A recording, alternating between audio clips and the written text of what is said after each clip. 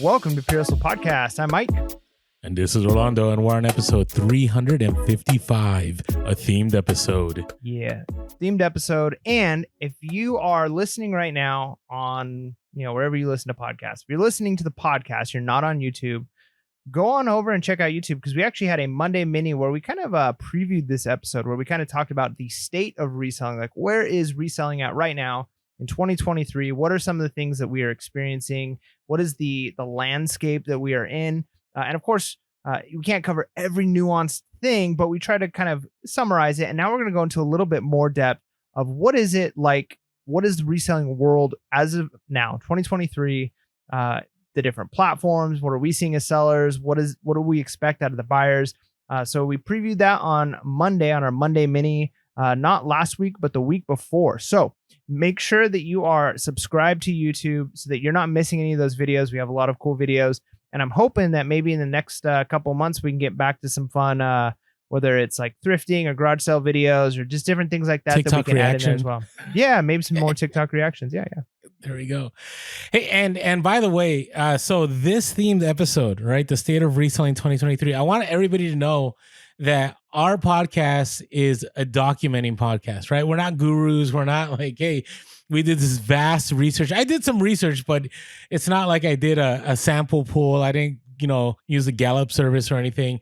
This is just our experience, right? And so if you're like Orlando and Mike, you guys are way off. That's what the comments are for. Let us know in the comments. Go, you know what? You guys are off. That's not how things are going.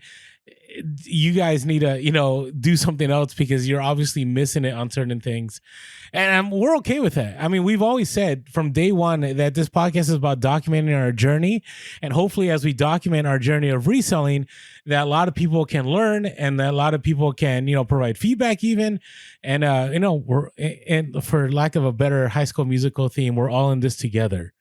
Okay. So there we go. All right. Now, state of reselling. Okay. It's an interesting time right now. I think we're in uncharted waters. I would say even what happened in 2008 with the recession and everything doesn't apply, because it's a different time. It's a different, I would say, government system. It's a different financial system. We're all different since 2020. Things have changed. And so, the question is, how are things throughout everything, whether it be on platforms, whether it be how are things for buyers, how are things for sellers?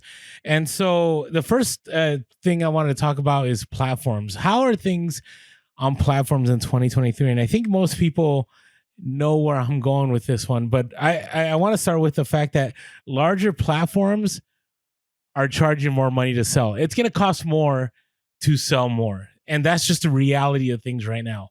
And so let me explain that a little bit further, and then Mike can take over the mic here, as I feel like I'm taking too much.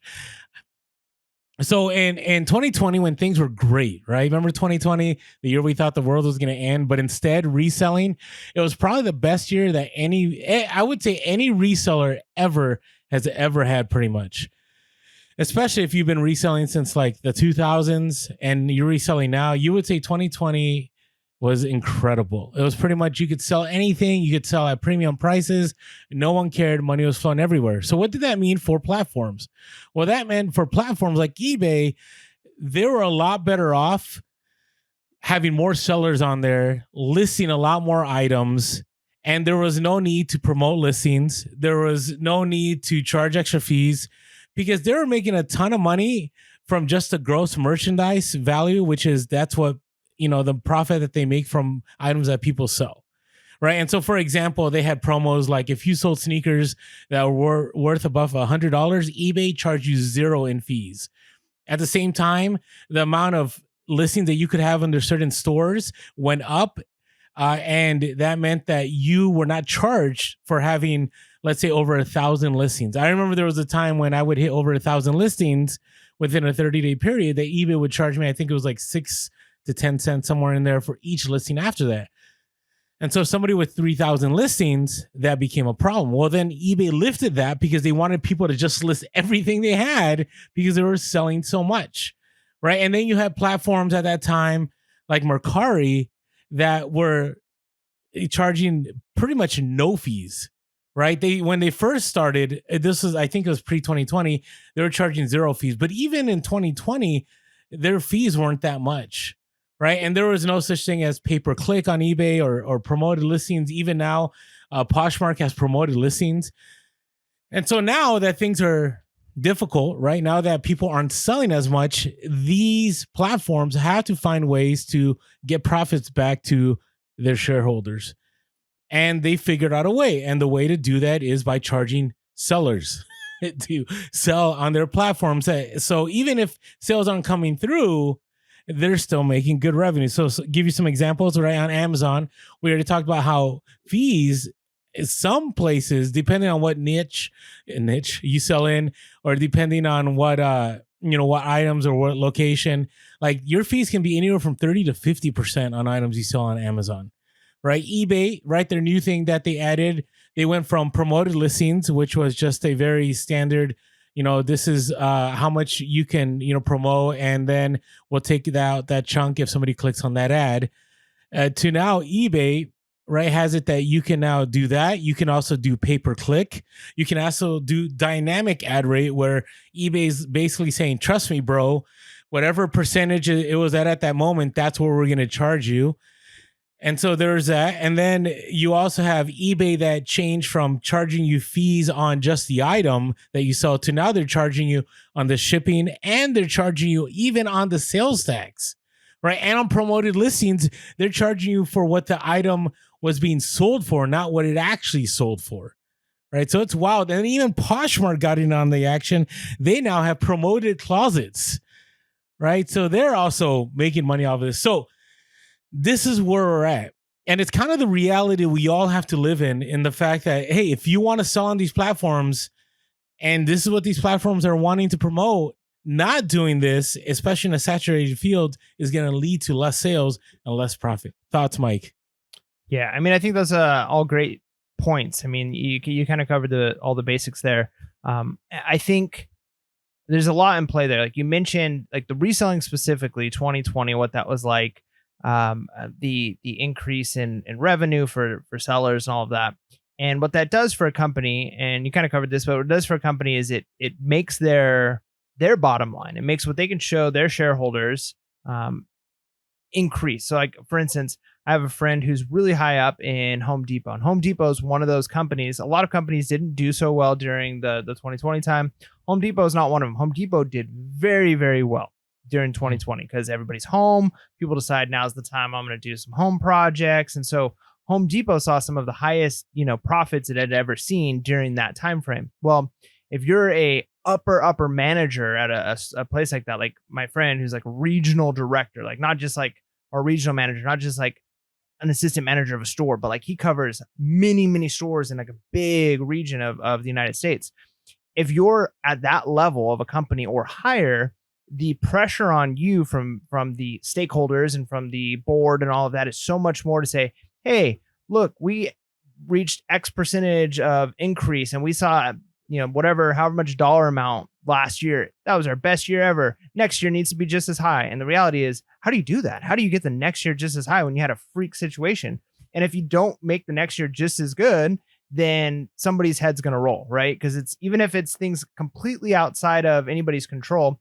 So like you said, what do companies do? Well, they find ways to make that money, or they find ways to make that money that's not going to necessarily be like a great long-term plan. Like this thing that we're doing might not be good for the company for the next 20 years, but I'm in this position for the next 5 years. So I've got to find a way, man, I swallowed wrong. I've got to find a way to make the company look very profitable, or at least my region look profitable for a certain period of time. So how do I do that? Well, if I'm eBay, I charge my sellers more, right? I take more money from them. That way, when I go to my stakeholders during the stock meeting, the annual meeting, I could say, look, our bottom line is just as high or higher than last year. Now, when you start diving down, and we've done this, we've gone deep into some of those numbers, and we see, well, their gross sales were lower, but their profit was higher. Well, how'd they do that?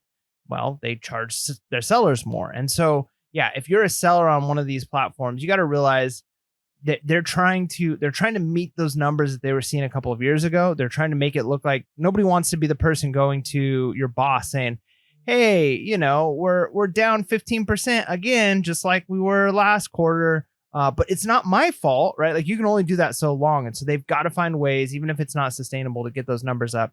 And one of the ways they're going to do that, companies are going to charge sellers. They're going to charge the people on their platforms. And so we're experiencing that. We're experiencing the downsides of that when we have to pay more fees. The fees go up, the promoted listings go up.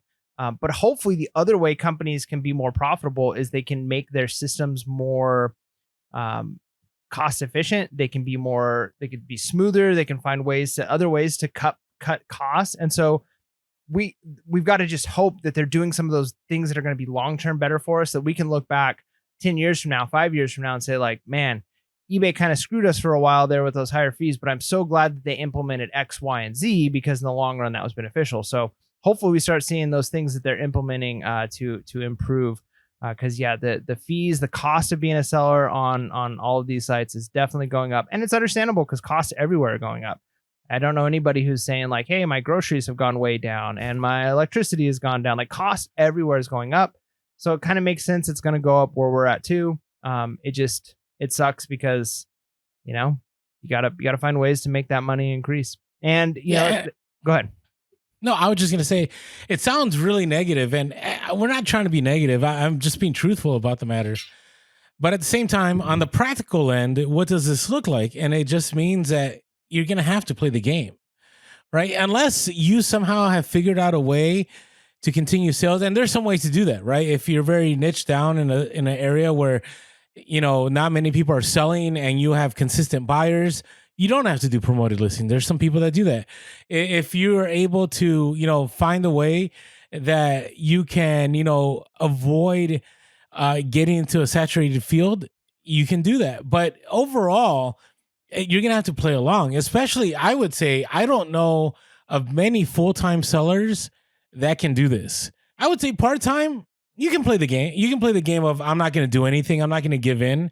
But understand, social media is a very funny place. And I know I'm landing here in a long time, but I feel a lot of people are being, how can I say this? I don't know, being deceived, but they're being persuaded in the wrong direction by, a lot of people, will make comments like, I don't do this and I don't do this. And I still get my sales. And you really got to look at who these people are, in the sense that if you have somebody that's part-time and they're not depending on eBay to pay the bills, that's great. They don't need to do promoted listings. But for example, I myself, like, I have to make the sales.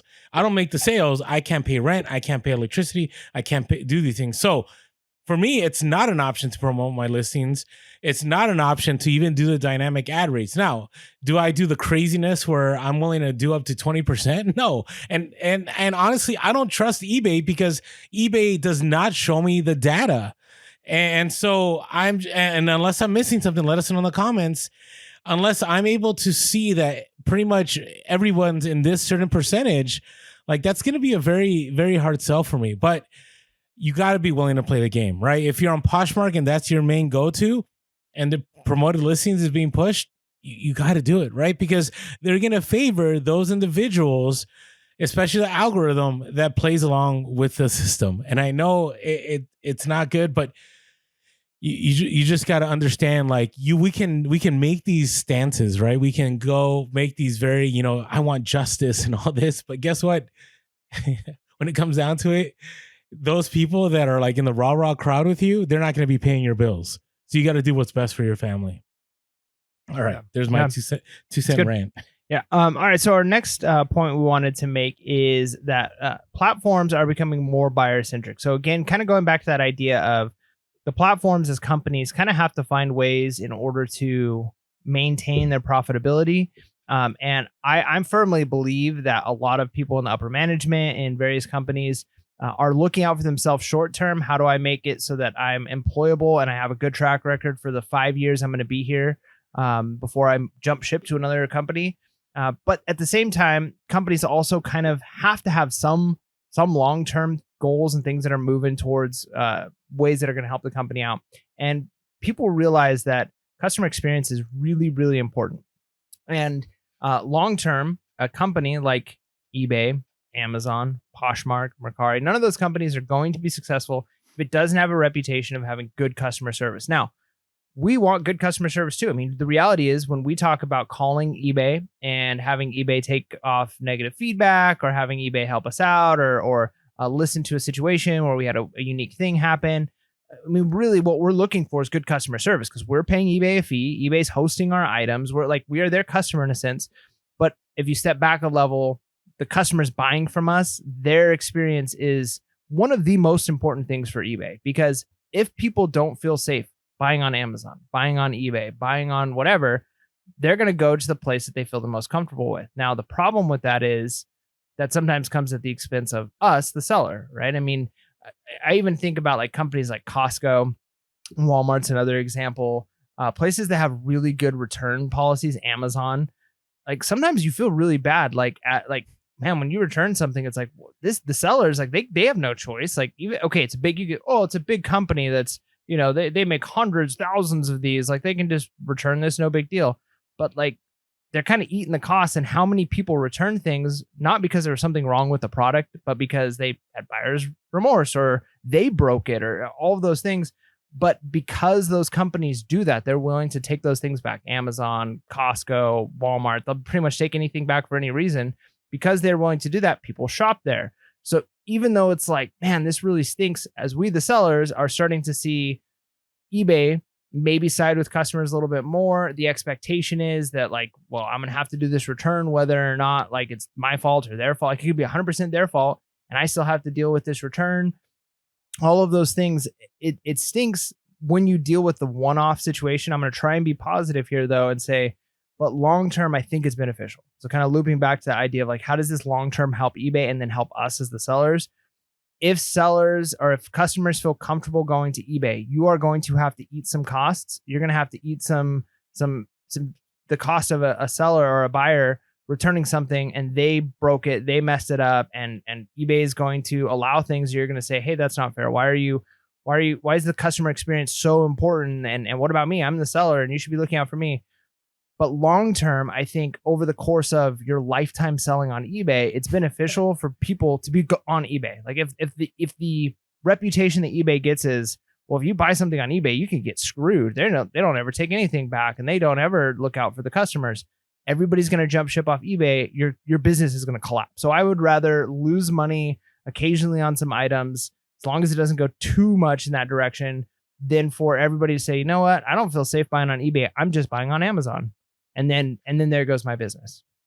Yeah, and my own personal experience has been that it is getting tougher. Now, going back to your Amazon thing, I just returned, I think, like 10 items to Amazon that I bought all in one. And I felt bad returning them, but they weren't great items. My son was going on a trip out of country, and I bought all these items. And when I got them, I'm like, this is private label garbage, and I'm not having it. And so I returned it. And with Amazon, no questions asked. I even put like bought by mistake. And back in the day, Amazon would charge you for the shipping back. And now they don't even charge you for the shipping back on bought by mistake or buyer's remorse. And with eBay, my personal experience has been, 2-3 years ago, I would call about negative feedback and I would get 3 responses. One would be, oh, your concierge? No worries, removed. As long as I did everything right, okay? They wouldn't do that if I completely did something wrong, okay? The second response would be like, oh, you've been selling on the platform for 12 years and you have 100% feedback? Yeah, this is out of the norm. We'll remove it. The other one I would get a lot would be, oh, you do free returns? Yeah, not a problem. We'll remove it. Now, when I call, I really have to explain myself and I have to ask and actually I have to argue all 3 points. I have to say this is concierge, which I know a lot of you don't have access to. I have to say I do free returns. I have to say I've been on eBay. I have 100% feedback. I really have to advocate for myself, which was not the case 2-3 years ago. It was a quick 1 to 2 minute phone call. Now I've even had some times where I've had to speak to a supervisor, which is the rarity because I never call eBay. And so understand that's the case. I also understand that, when it comes with returns, in the end, eBay has been good about this. eBay has been good where I've not given the money back on shipping if it's buyer's remorse or they broke an item or whatever it is. But still, like I've had moments where the buyer would open a case against me, and then I'd have to call eBay and go, "Hey, what is going on? Like you guys said, if I'm a top rated seller and I offer free returns, that I could give, up to 50% off, a 50% refund. But now I have to even battle that through. And is it bothersome to me? Sure. But I see what you're saying. Then in the long run, it's a good thing, because if eBay can hold on to buyers, which eBay has been losing buyers over the last few years, every single year it's been a negative return on buyers coming back to the platform. And that's because there's a lot of other platforms and because of the economy. But just be aware that. So what does that mean on practical level? That means on practical level, you have to make sure your pictures are accurate, descriptions are accurate, same old basic stuff. I would even say you should probably offer free returns. I would fight every negative feedback. You got to do everything in your power to leverage yourself, especially in this time where it's a lot harder to get negative feedback removed, and to make sure that everything is falling in line with the way that eBay wants. Now, this next one, I think everybody knows this. In 2023, there's a lot more platforms to sell on, but that also means a lot more competition, right? That means, not only are you, as eBay and Poshmark, it's also now Goodwill Finds. It's also Salvation Army. It's also Whatnot. And I do believe there's going to be another auction competitor.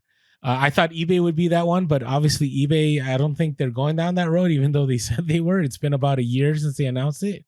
But I could see a Whatnot competitor coming to the scene here soon, because right now live streaming sales is pretty popular. So, again, what does that mean? Well, there's two ways to look at it. You can, one, choose to buckle down on the platform you're on and just keep putting in the work, or maybe you have to diversify and cross list. So have you been doing any cross listing at all recently in the last, I would say, 6 months, Mike? Not tons, not cross listing specifically. I mean, there are a few things that end up on like local and then on eBay. That one to me is easy. When I'm cross listing on other things, not quite as easy, because then you run into some issues. I might start playing around with some other platforms though, because I feel like eBay, I don't know, it's going okay. I'll talk about it on our next update episode. Some kind of concerns I have with eBay. But yeah, I think that with so many more platforms, you kind of have to go where your niche is. And so I've done really well when I was in San Diego on local deals. I think it might be a little bit before I kind of figure out the local market here in that sense. But yeah, I haven't really played. I was pretty big on Poshmark for a while, kind of got off Poshmark. Maybe they fixed some of the issues I didn't like there. Maybe it's still terrible. I don't know. I didn't like the sharing. That part was pretty annoying. But yeah, I need to get on to, I still haven't really spent too much time on things like Mercari or other platforms like that. Yeah, to me, it's nice because, for example, I had mentioned on the last podcast how somebody had claimed that something was fake or fraud or whatever it was, and it wasn't. So I have other choices, right? I can sell on Mercari, I can sell on Poshmark, I can sell on Whatnot if I want, right? I could sell on various other platforms. And so the advantage of 2023, even though all these platforms are charging more, is that you have a lot more options where you can sell, right? And I've said this many times, I don't do a lot of Whatnot, but let's say I was pressed for money and I needed to make money quick. Whatnot's a great avenue. Now, granted, you have to sell up to 1,000 items before you get that like daily deposit. But if you want to think long term, maybe now you set up your Whatnot and you just sell and sell and sell. So then, you're like, hey, I don't know how things are going to be in 6 months, but I want to make sure I can make money quick. And you can. And that's something I've even considered. Like, let's say things are bad. It'd be great if I could pull like 3 of my totes and go on Whatnot the next day and sell like 100 items, right? And I'm like, okay, I got that money the next day. So these are all things to think about. I do wish it would push eBay to improve their systems, which I don't see happening right now. I think things have kind of slowed down with eBay. I think send offer was like the greatest thing that they did, and then things just slowed down. I don't know what happened, but hopefully this means, as eBay sees more of their marketplace being lost to other platforms, that they'll improve their systems and get better. Now, one system that is improving is My Reseller Genie. And so in the state of 2023, one thing you need to do is make sure you're up on your taxes, up on your profit and losses. And if you haven't yet found a bookkeeping system that works for you, make sure to check out My Reseller Genie. You get 15% off the first month with our code Pure Hustle, all in caps. And I'm pretty sure you'll stay on after that. It was kind of nice the other day. I'm an idiot, but I forgot that I had QuickBooks on still for like the last year since the promotion. Remember when the GoDaddy died and then, I had no choice. That's the problem with these auto renewals, right? I had it on a credit card. I wasn't even thinking about it until I saw my price like doubled. And then I was like, what am I doing? I've been using My Reseller Genie the whole time. And I've been paying for, QuickBooks. And so I canceled it and it's gone. But My Reseller Genie, I will not go back to QuickBooks. So if you haven't yet. And I was going to say real quick, Orlando, before you do that, like some of our listeners might be like, yeah, that might have been a cool thing to like sign up for at the beginning of the year. Like maybe I should have signed up to start. It's still a good time to start. Like it's always getting your organization, getting the books figured out. Even if you're halfway through the year, you're thinking, I'm already into this tax. It's better to get it done now because you still have, 6 months almost of the year left. No, not that 4 months. I don't know, something like that, 4 or 5 months left of the year that you want to make sure you've got kind of figured out. So that way, when you have to do taxes next year, you're good to go. Plus, you can go back and get all of the stuff you've already done this year, put in there. It's going to be easier. You're going to have to do it anyways when you do your taxes. So you might as well get a system set up now. And then obviously the start of next year, you'll start on the right foot, but don't think that it's too late, right? Like a lot of times people will wait and say like, well, I'll start next year. And they start making New Year's resolutions for things that are the most important, right? Like their health and like taxes. Like those are things that you don't want to make a New Year's resolution for. Well, okay. So do it now. So let me jump in here. Like one thing we were not talking about on this podcast, but we're going to talk about it right now. In the state of reselling in 2023, the government's coming after you more than ever before, right? Before, remember we had that threshold where it was $20,000. Now it's $600. If you saw it more than $600, you're going to get a 1099.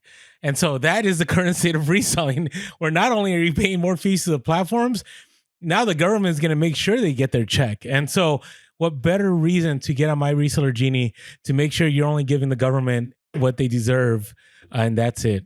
And even then, so make sure you make things right. Okay, moving on. Did you want to add to that? No, I think that's good. Okay, all right. Hey, so how are things changing for buyers? Right, we'll get to sellers last year. Hopefully, you stick with us to the end. But I think there's this misconception that things are bad in reselling right now, and I believe that it could be true for a lot of people, and it is true for me. I'm not saying like it's been a picnic in the park. Things were brutal. My July is a normal July, which means it's great sales. Like things have been awesome the last few weeks. And again, I don't know. It's always like that. In June, I'm like, no summer slowdown. Then the last 2 weeks of June, I'm like, maybe there is summer slowdown. And then July comes, I'm like, nope, no summer slowdown. But here's the deal. People are still buying. It's not like reselling is dead. They may be buying less. They may not be buying the stuff you're sourcing, but realize that there are a lot of people out there still making sales. So there are still buyers out there. The question is, are you willing to adapt? Are you willing to source things? Maybe, you're so used to buying certain amounts of clothing. Maybe people are looking for different clothing, right? Or maybe we'll talk about this later is, are you offering more deals? And maybe that's why sales aren't coming through, right? Because there's still buyers, right? There wouldn't be full-time sellers. There wouldn't be, people still, uploading on social media unless everybody was fake, which I don't think is the case. But there are still people buying. So do you agree with that? You think people are still buying, or you think people are just done?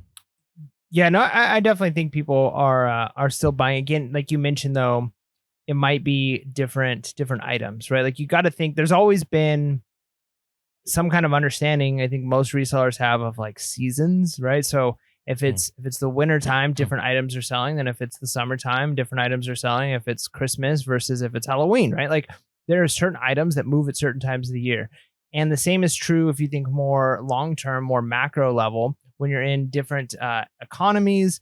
And again, like not saying like, oh, we're at the end of the world's ending, and there's not, the money is collapsing. Like, I'm not saying that. I'm just saying like you go into times of expansion and times of retraction. And so if you're in like a retraction, even if it's not like, oh, everything's ending, people are going to be a little bit more cautious of what they're spending money on and the types of items they're spending money on. So maybe they're not going, we just use this as like a common example, but if a guy needs work boots and he needs, a nice pair of work boots, and he's used to buying new ones, well, things are a little tight. His company didn't give him the raise he was looking for, whatever the situation is, he might look to eBay, right? Like, I'm going to buy the work boots on eBay because I can get a pair that's, lightly used for half the price that I could buy a new pair for. And so are you selling the things people need, right? Like, some people have mentioned that even in our comments, which I think is a good point, is, are you sourcing and selling needs and not just wants?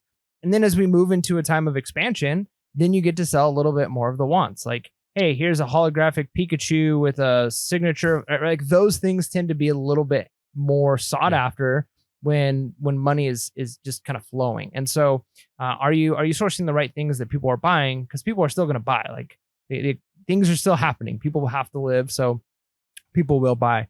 But yeah, go ahead. I was just going to move on to the next point. No, I was just going to counter a little bit.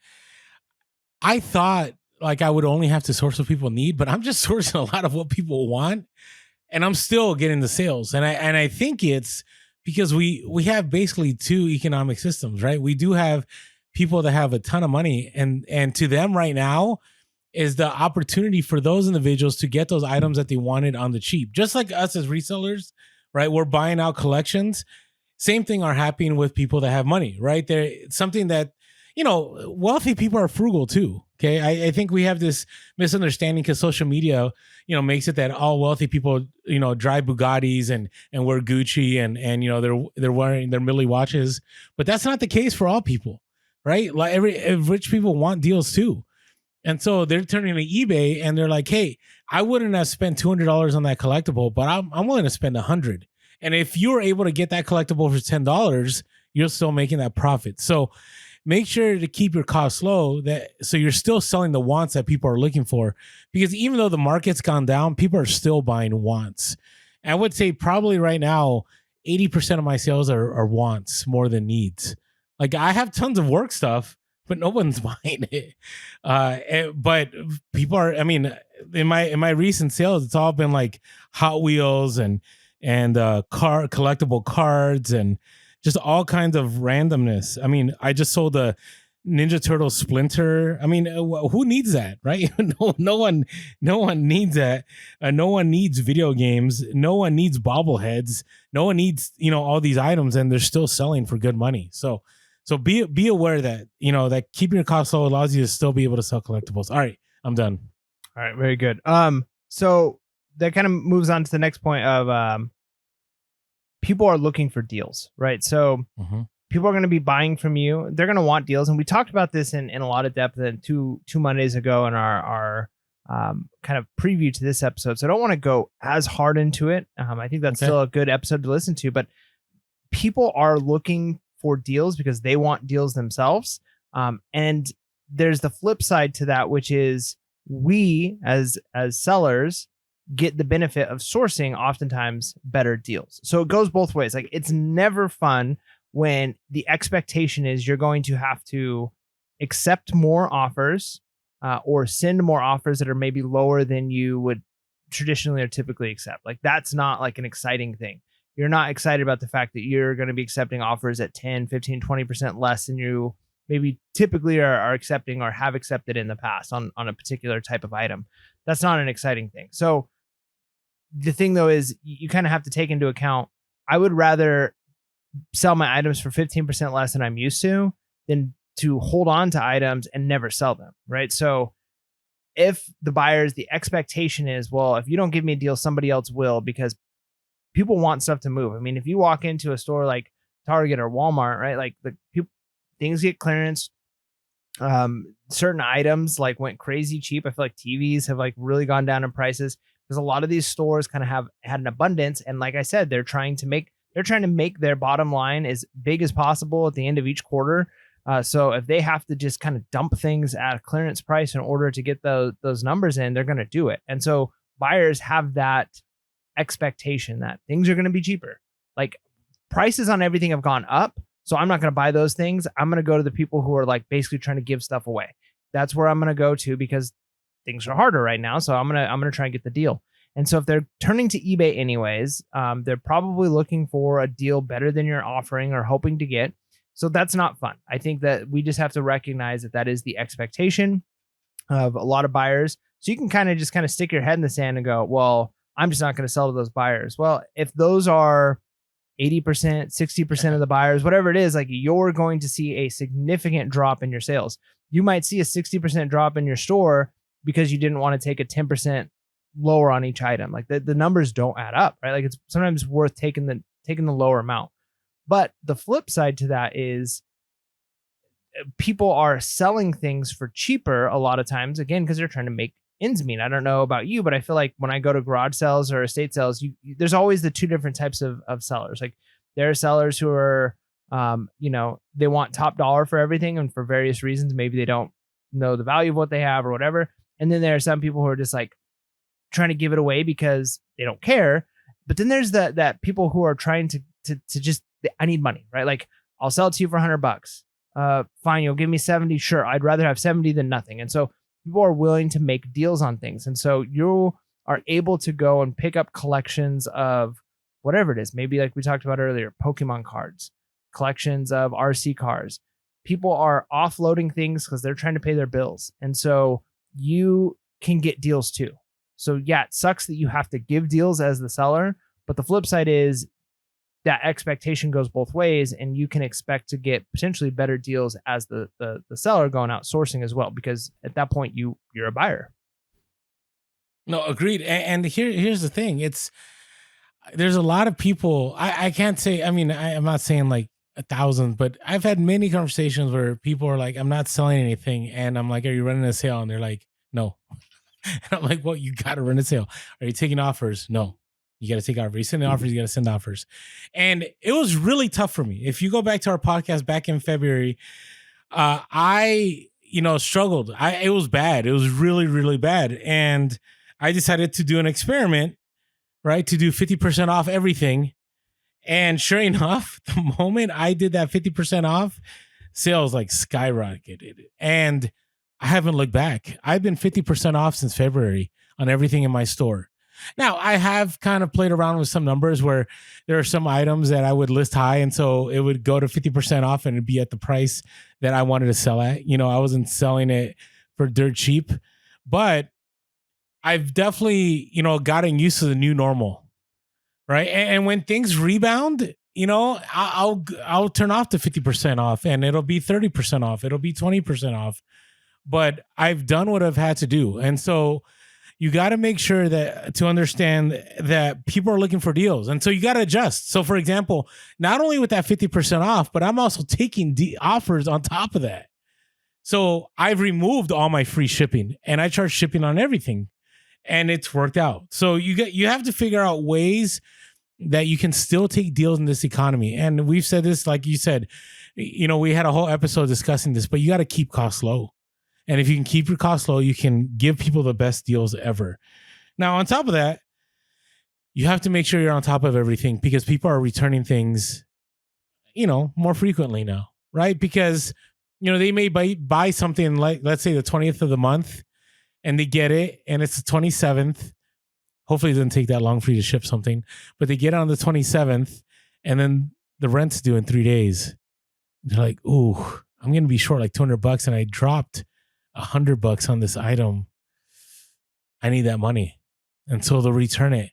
And I've had a few returns, and I'm like, okay, this was just buyer's remorse. This was somebody buying out of their budget, right? And my returns haven't gone up, but what this means for you is make sure everything is right. That if they're returning, that it definitely looks like buyer's remorse, that it doesn't look like an INAD, that it doesn't look like something that you messed up on. Because I will say that now more than ever, people are going to find every excuse to return items. You want to make sure you don't give people that excuse to return your item. I don't know if that makes sense, Mike. Yeah, I think it's good. All right, now, how about this one? Do you agree with this one, Mike? I think shipping demand for items to be shipped faster has slowed down. I don't know. Well, okay. Should I give you more context? Yeah, let me hear what you're thinking on this. Okay. So Amazon Prime is no longer 2 days.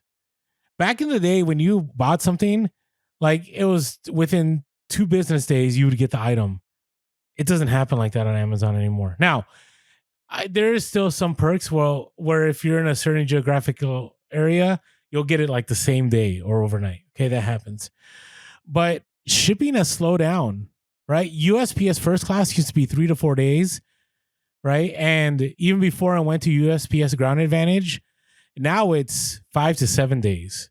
And so people understand if they're not getting priority, it's going to be 5 to 7 days, right? Which means that it's equivalent to sending things ground at times.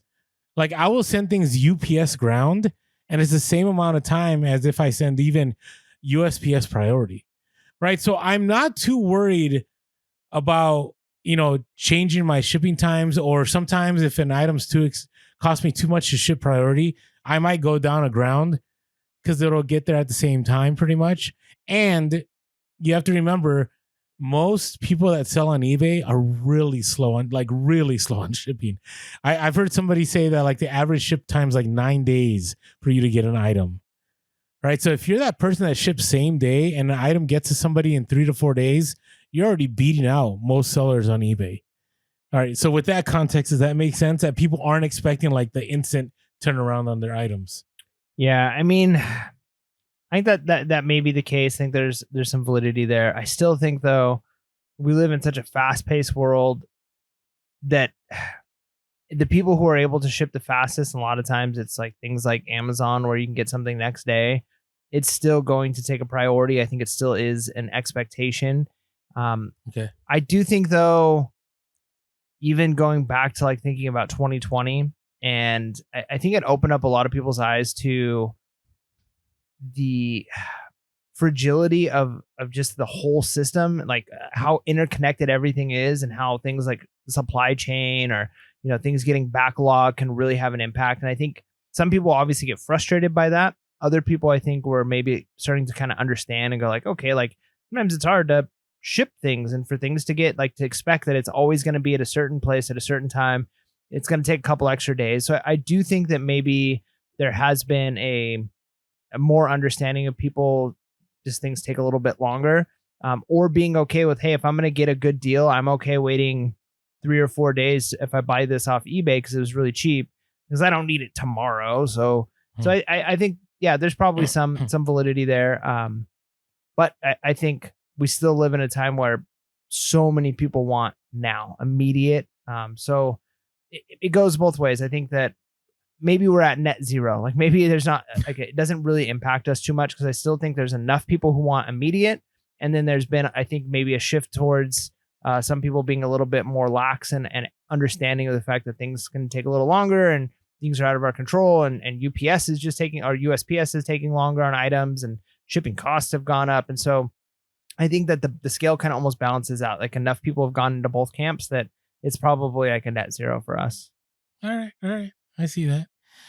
All right. Hey, if you haven't yet, follow us on social media. We are Pure Hustle Podcast on all platforms, including Threads. And we are Pure Hustle Cast on Twitter. I gotta love Threads. The randomness. So you got to jump on Threads, because what I'm finding is the reselling community doesn't know what to do, because there's no hashtags on Threads, right? So how do people find you? We don't know. So I love it, because a lot of resellers are just doing normal content. They're like, I feel hungry. This is what I ate. Like the old Facebook days, right? Where people like took pictures. Like it's just hilarious. If you ever want to leave us an email, we're peersofpodcast@gmail.com. It's peersofpodcast@gmail.com, which actually one of our Hustle of the Week comes from an email today. You could always leave us a call, 619-738-1170. That's 619-738-1170.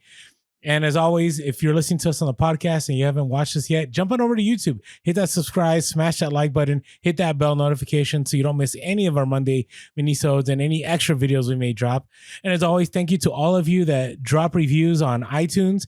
Definitely helps us out in the algorithm. Our goal is to get to 800. My goal is to get to 1,000 reviews by the end of the year. I think that would be incredible. We are the most reviewed reselling podcast out there. That tells you how much of a niche field it is. But we're the number one reselling podcast out there. And it's because of all of you that tune in, and also all of you that leave us reviews and why you listen to the podcast. And I also want to say thank you to all of you that support us on Patreon for $5.55 a month. If you want to help us out continuing to provide free content, sign up via the link below, patreon.com/peersofpodcast. The bonus, you get to jump on our Discord with a ton of great information. I'm always learning from everybody on there. It's a community. It's not the Mike and Orlando show. We pop in there, daily, but we're not out there like as doing Q&As all the time, because there's plenty of people there, I think, that know even more than we do. So it's just a great community to be in. So if you haven't yet, jump on in, hit the link below, go to Pure Soul Podcast Patreon, $5.55 a month. That's right. All right. Let's talk about some major scores here, Mike. Yeah, you got it. Hold on, let me pull up the sound effect. All right, here we go.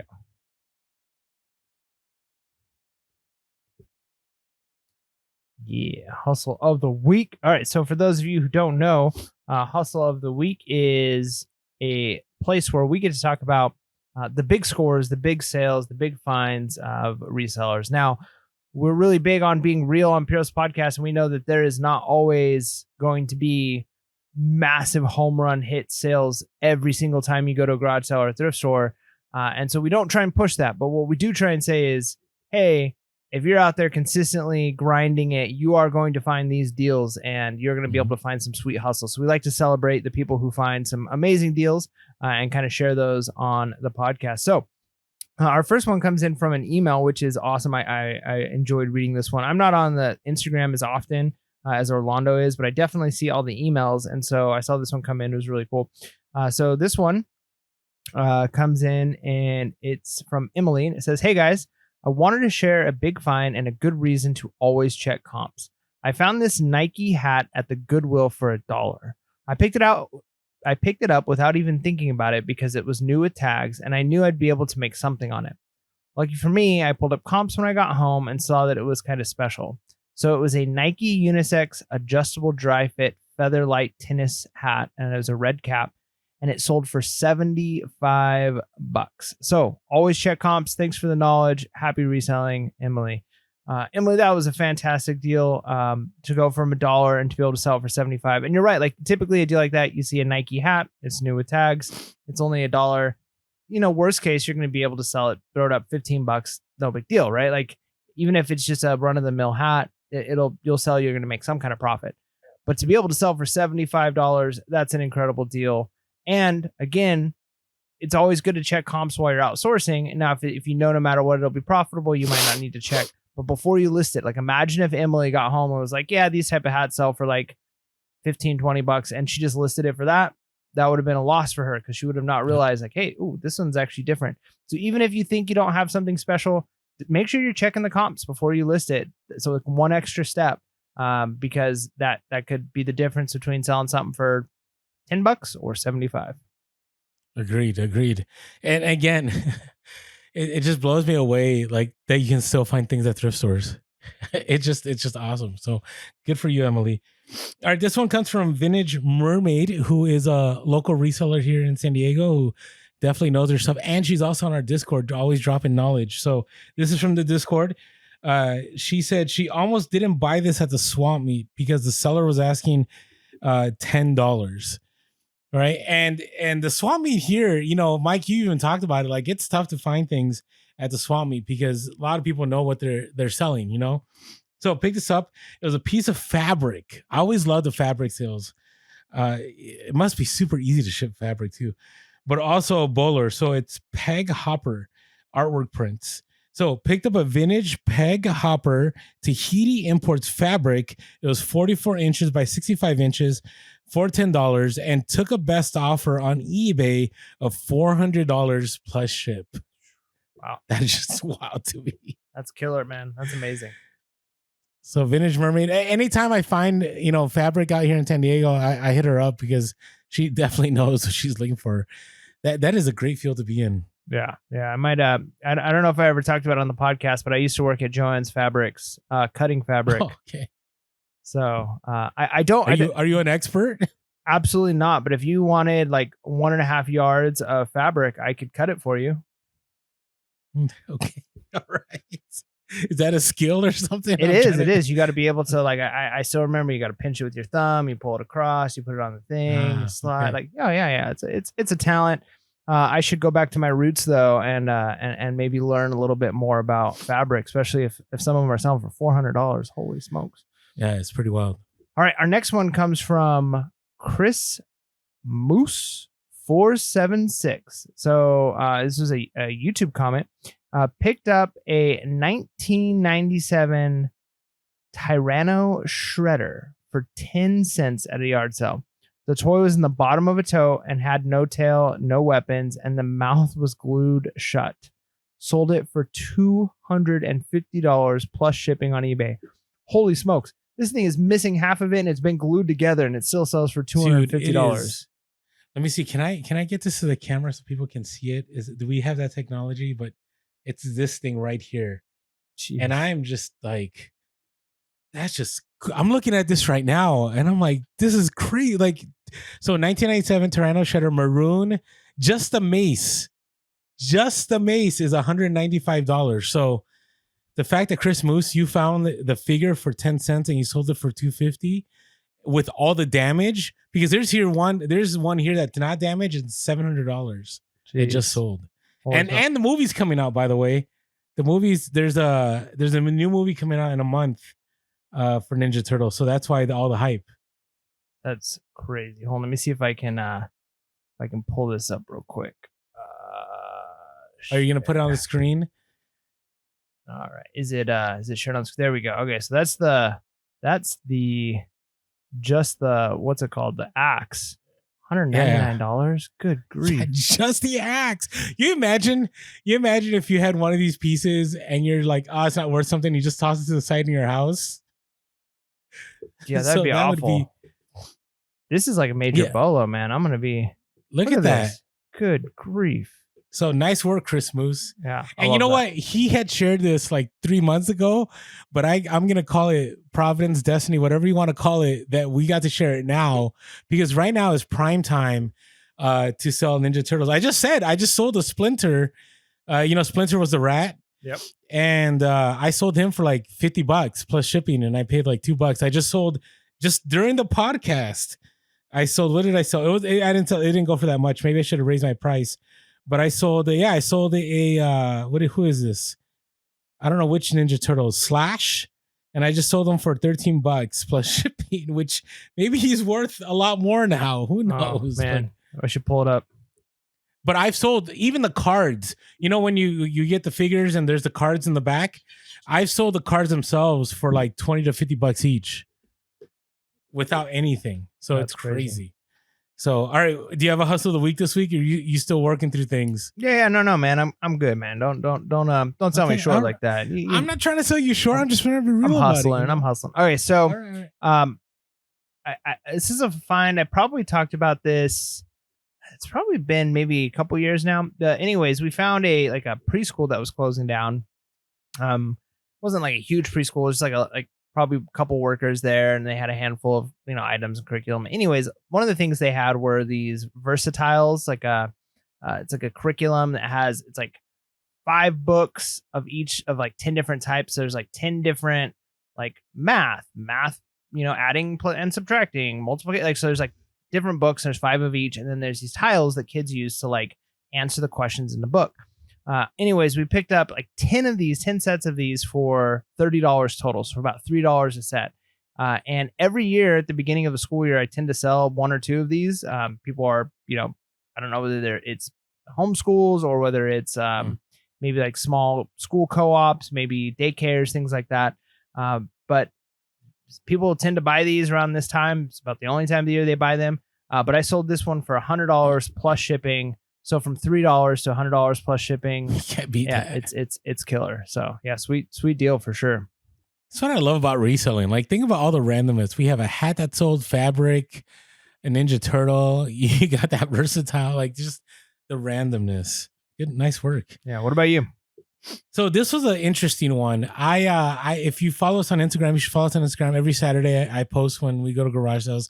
Pretty much the only time we share stories anymore, just because our lives have become so busy.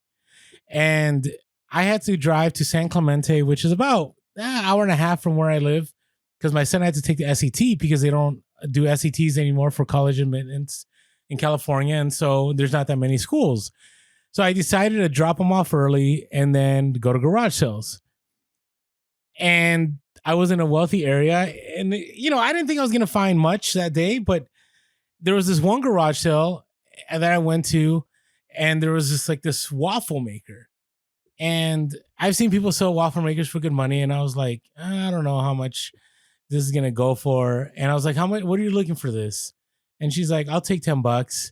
And I'm like, all right, cool. But I was like, it's probably not worth much. So I got in my car and I'm driving. While I'm driving, I was illegally inserting how much, it could be worth. In California, it's illegal to look up comps while driving. And then I saw comps for like $100 to $200 for the waffle maker. I'm like, what? So I did a U-turn. I drove back and I'm like, did you say $10? She's like, yeah, $10. So I bought it.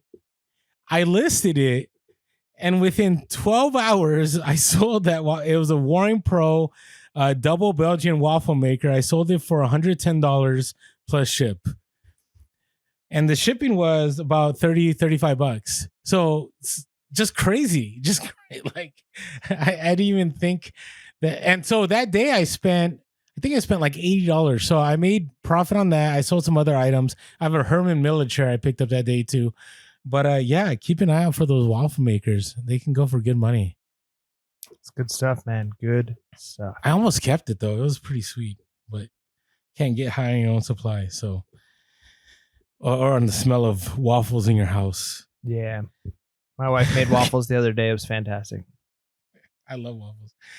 All right. Hey, before we move on, another place you can find deals on right now is Whatnot. And if you use our link below, you can get, it is a first timer. If you haven't been on Whatnot yet, you can get a $15 credit for free, right? And there are some crazy deals right now. And actually, Whatnot has some shipping deals. So a lot of sellers are jumping back on and trying to sell through inventory. And so if you are looking for something for yourself, a collectible, or something to resell, go to our link below, go to Whatnot, get that free $15 credit, so you can not feel the pain of fees from these platforms, but still make great profits. So there you go on Whatnot. All right. So here's the last part of our the state of reselling in 2023. It's what's going on with sellers? What's happening to us? And what I'm seeing, not just on social media, but the fact that things are selling, there's less things being sold on platforms, that there's a lot less sellers on platforms. And I'm even seeing this on social media. A lot of people that we followed just stop reselling.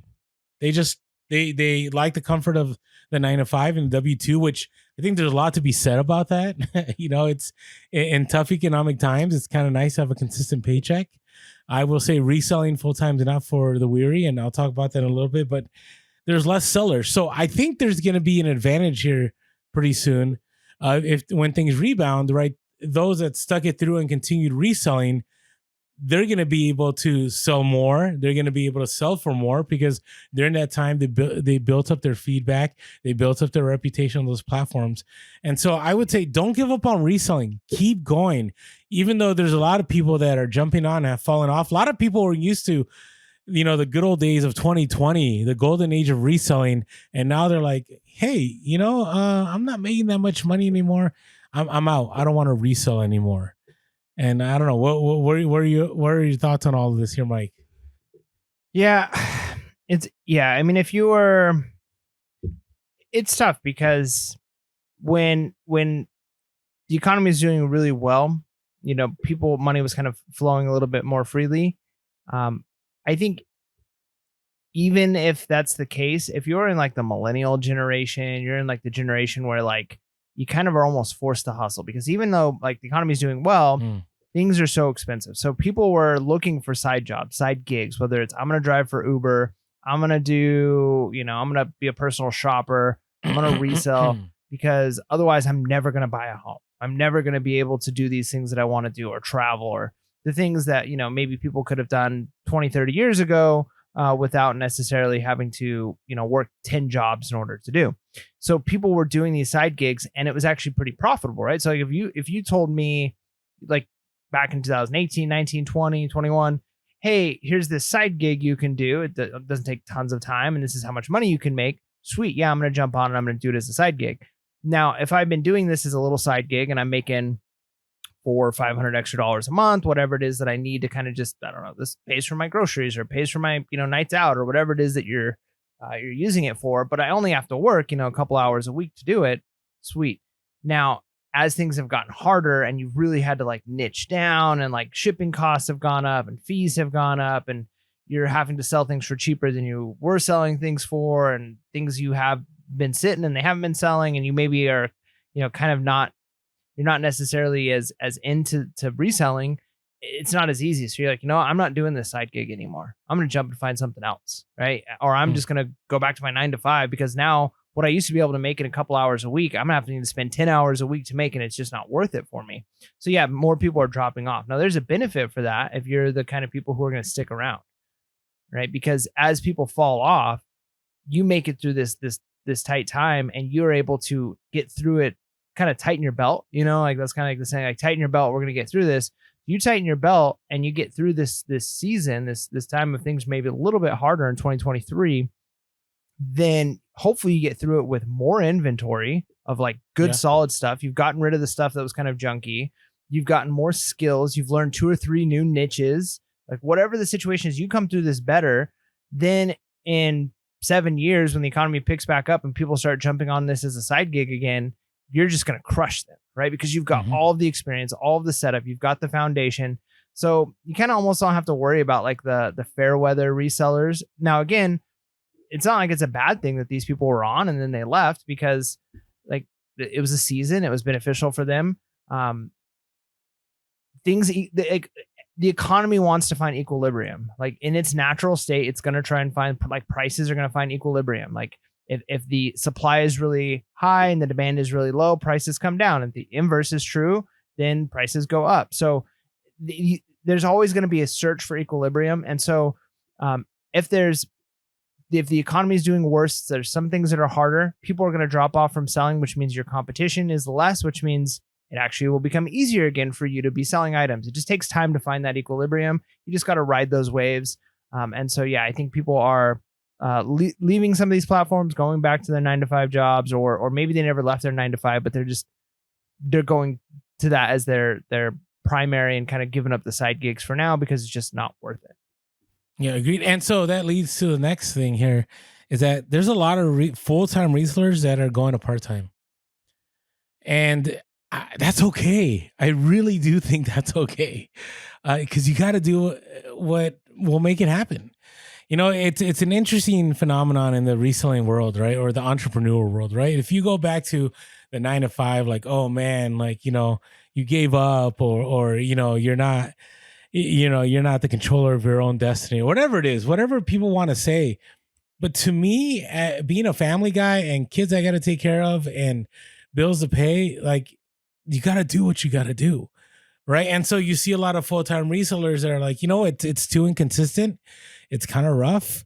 And I need something with security. And so I think that's okay. And I've said this before. I do think the sweet spot in reselling is part-time. Full-time is nice. I love the full-time. Like today, I got up, I dropped off my one son to school. He has summer school. I dropped off my packages, and then I picked up my other son and I went and played tennis for a couple hours. I know me playing tennis, but whatever. Okay. So I played tennis for a couple hours, right? Not pickleball. No, not pickleball. No. I like tennis way more. So, but here's the thing. It was beautiful. I loved it. Right. The fact that I could just get up and do what I want. Right. I didn't have to go, oh, well, son, I have to wait till I'm off of work, or maybe on my lunch break, I can catch you for 30 minutes. No, I could do what I want. I came back home, made some lunch. Now I'm recording the podcast. Like, I like the freedom. But the nice thing about being full time is you're not stressed, right? You don't feel the need of always having to list. It's benefits, right? I pay a lot of money when it comes to my health insurance. I'm paying close to $700 a month for just me to have health insurance. Okay. And I choose private insurance. I'm not a big fan of going through government institutions because it's not the same quality. And so there's a lot of benefits to going to part-time. And that doesn't mean you can't return to being back in full-time. I mean, even I myself, a few months ago, Mike, and I was about to 7 share on the podcast, I had the opportunity to pursue a position in school administration again. That would have been full-time, and it was a place I would have loved to be at. But, my son still had another year at the school he was at before he graduated, and I just felt the timing wasn't right, and I didn't pursue it. But had the timing been right, I would have been gone. I would have gone back to part-time reselling. The podcast would have continued. It just would have looked different because I wouldn't have been a full-time reseller, and it wouldn't have been because of financial reasons. But the financial reasons would have been nice though, right? Because it would have been a consistent paycheck. It would have been benefits, and it would have been great. So understand this right now, that there's no shame if you are a full-time reseller and you're struggling right now and you're stressed. It's okay to take on a job. It's all right. It's okay to go back to what you're doing before just for the temporary. And who knows, maybe this is the break that you needed to realize what you were missing out, right? Because when you're at a place for a long time, right, the honeymoon period ends and then you just see all the negatives and it gets really negative. But sometimes taking a break and going back may be the best thing for you and you feel refreshed. And so realize that right now with reselling, there's a lot of full-time people that have found other ways to make money because they need to fill in the gaps. Yeah, no, I think that's good. And as a part-time reseller, I can attest there's a lot of benefits to being having a what is it, being a W-2 employee. Being a W-2 employee, and then also having a side gig. I mean, there's a lot of benefits tax-wise with that, and like you said, benefits. And I kind of have a sweet gig as a teacher, where I get lots of time off throughout the year, so then I can kind of use that for reselling.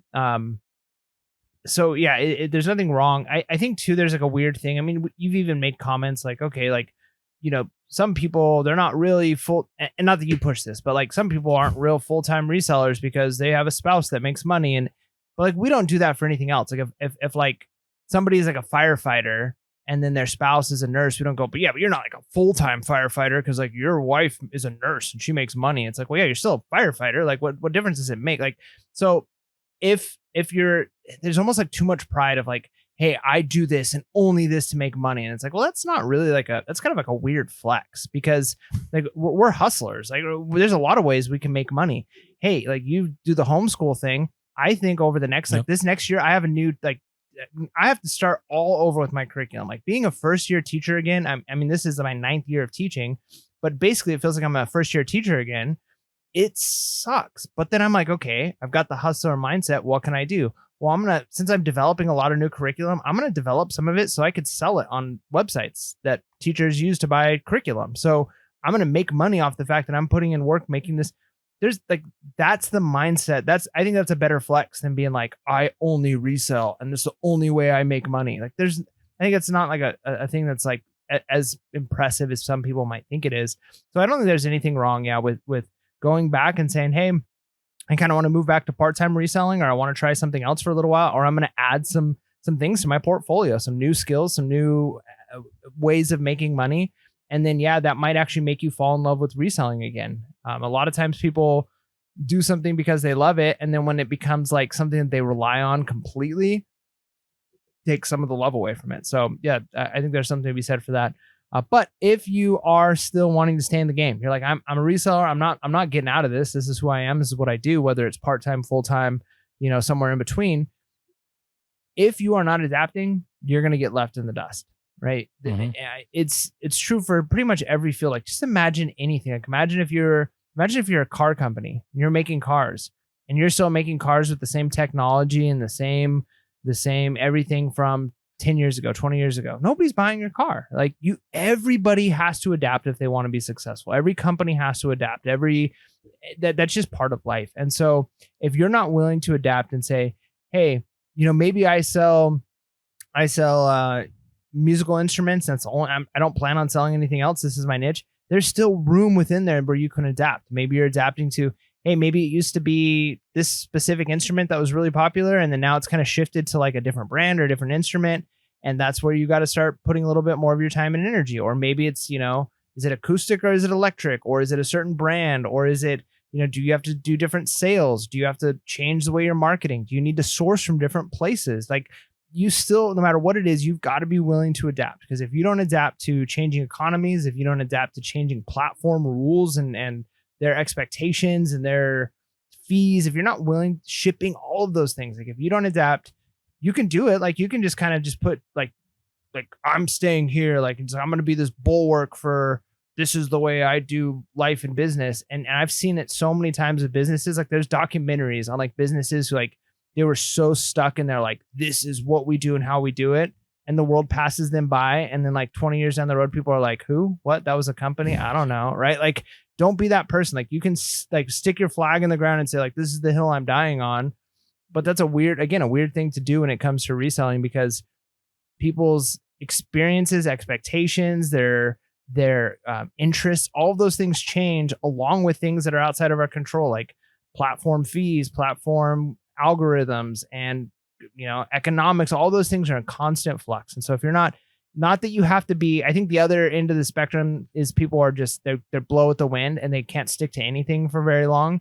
You got to be somewhere in the middle. You got to be flexible, but you need to be like, kind of set, if that makes sense. Like, I almost look at it like a ship being anchored. Like, when a ship is anchored, it still moves around, right? Like, it's not like fixed to one point where it can't move. It still moves with the waves. It's still moving, but it's just not drifting completely off course. And I think that's kind of maybe what we need to do as resellers. Like, you need to move with the waves. You need to change directions as necessary, but kind of stick to what's working and good at the same time. Like, you don't want to just be blown around everywhere.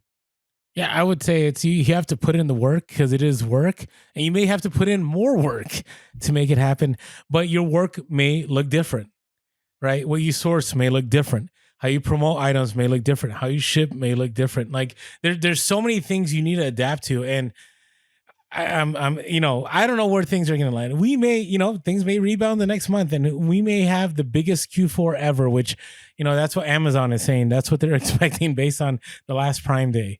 But what I will say is, yes, right now, if there's ever a time to adapt, to change the guard, to see things differently, it's right now in 2023, and you will be better for it come the next time when reselling really begins to take off again, or maybe it's going to take off now for you.